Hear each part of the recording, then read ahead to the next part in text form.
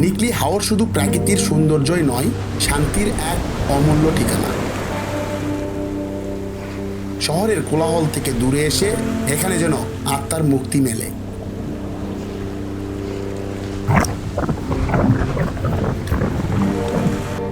এখানে এসে মনে হচ্ছে আমরা যেন কোনো স্বপ্নের মধ্যে ডুবে গেছি। আকাশ আর পানি আলাদা করা যাচ্ছে না, এটা সত্যিই অসাধারণ।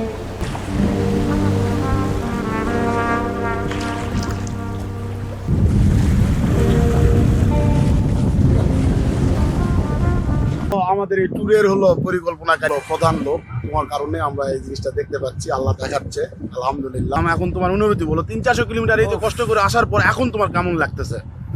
আলহামদুলিল্লাহ, আসলাম। আসলে উদ্যোক্তা বললে ভুল হবে, আসলে সবার প্ল্যান করেই আসা। তো আমার খুব ইচ্ছে ছিল বন্ধুরা সহ, আমি একাই তো আসতে পারবো না, বন্ধুরা সহ। তো সবচেয়ে মজার বিষয়, এত কষ্ট করে আসলাম, এসে এখানে এসে প্রাণটা জুড়ে গেল, আসলে কষ্টটা সার্থক।